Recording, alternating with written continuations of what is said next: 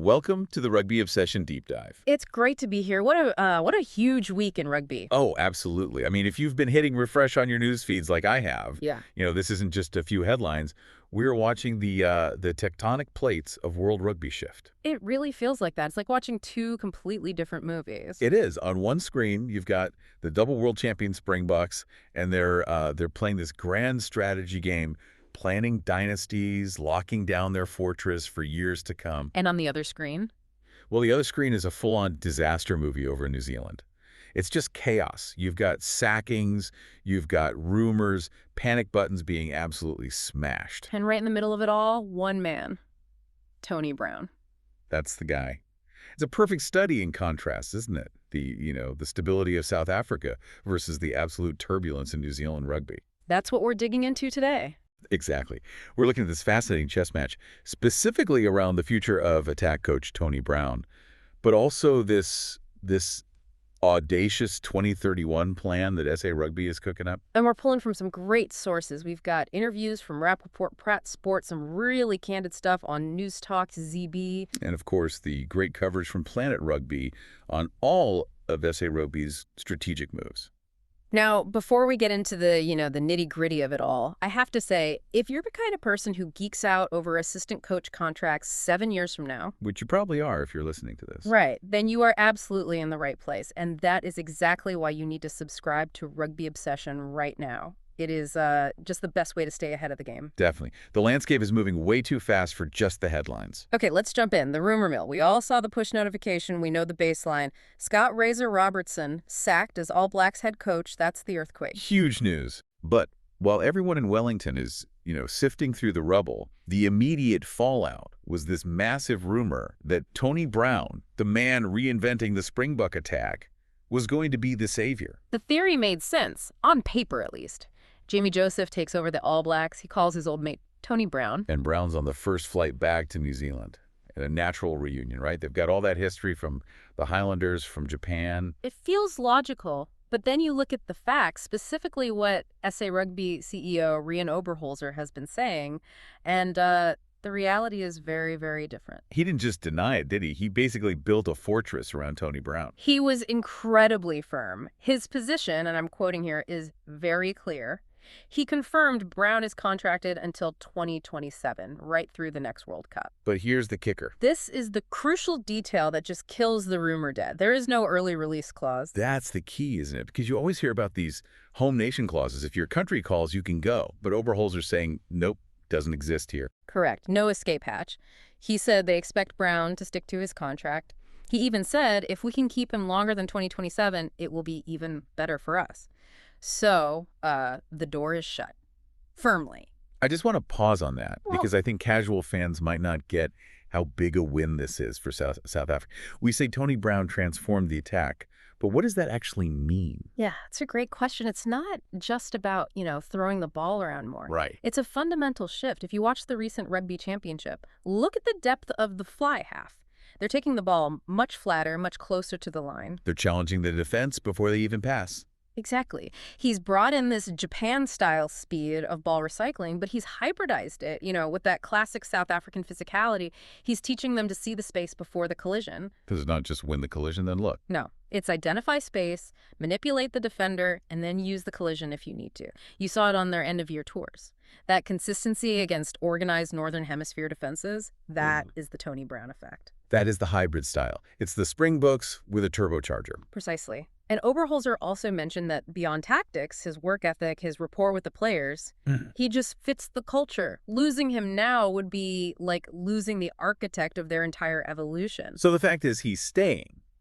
But this is where it gets really interesting. It seems SA Rugby isn't just keeping Brown. They're trying to lock down the entire machine. The whole band. And this is where I have to play devil's advocate a bit. The goal is to keep them together until the 2031 World Cup. 2031. That is an eternity in pro sports. Isn't stagnation the enemy? Is this genius or a massive gamble? It is the million-dollar question. I mean, it's totally unprecedented, but You have to look at who they're retaining. This isn't just about the head coach, it's about institutional memory. So who are we talking about? Well, Oberholzer confirmed offers are out to Dane Human, Ms. Wandale Stick, Jerry Flannery, Felix Jones, Dion Davids, Andy Edwards, and Dwayne Vermeulen. Let's talk about Dwayne Vermeulen, the legend, from lifting the cup right into the coaching box. It's a masterstroke. You're taking your on-field general, the guy who knows how the system feels, and you move him into the boot room. The intellectual property doesn't walk out the door. Which is New Zealand's biggest problem right now, brain drain. They're hemorrhaging experience, and South Africa is hoarding it. It's the exact opposite strategy. So what's the status? Are these deals done?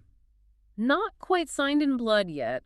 Oberholzer said offers are made, and they are, quote, waiting for feedback. They want it all finalized before the 2026 season. Which is just around the corner. It is, but just compare the governance here. South Africa has a 10-year horizon. New Zealand is thinking about next week.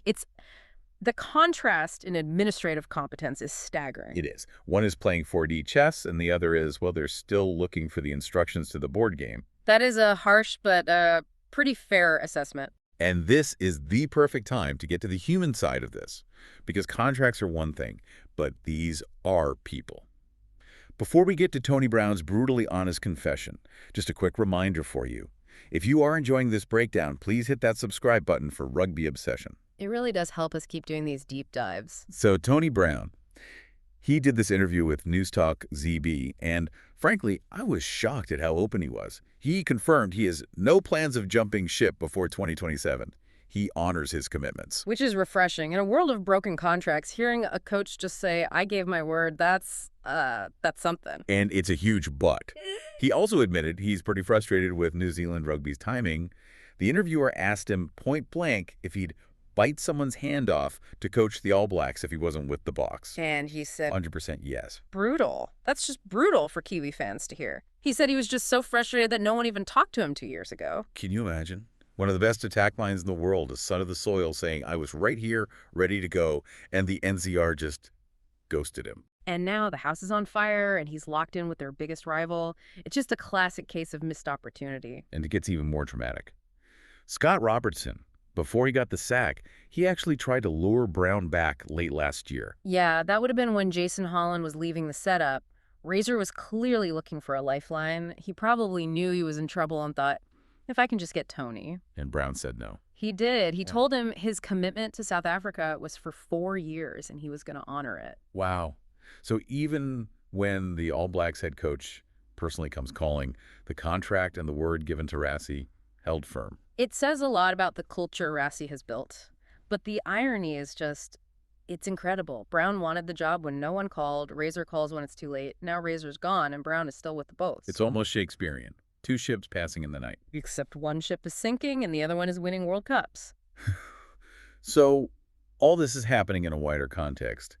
The rugby world keeps spinning. Oberholzer also talked about the global calendar. Ah, yes, the white whale of rugby administration. But he seems optimistic. He said there's a good chance of getting it through. Called it the first credible attempt. But there's always a holdout, right? And in this case, he said New Zealand is seen as the biggest challenge. Of course they are. Why is that? It seems to come down to money. They're under a lot of financial pressure, the Silver Lake deal, all of that.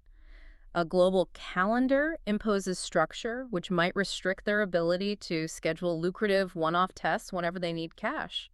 So they're fighting battles on all fronts. Coaching chaos, financial pressure, and now being the holdout in global talks. It really paints a picture of a union that's isolated at the moment.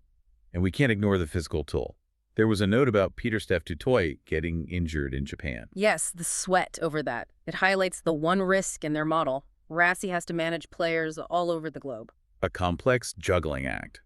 And just a quick nod to the north, the Six Nations is gearing up. Yep, Ireland making changes. France, too. It's a reminder that while this Southern Hemisphere drama plays out, the North is watching, waiting. The sharks are always circling. They'll be looking at New Zealand's weakness and smelling blood in the water. So if we boil this all down, what's the key takeaway? South Africa is betting the house on stability. They are executing a 10-year plan while everyone else is reacting to crises. They're keeping one of the world's best attack minds in Tony Brown, and that stability is their superpower right now.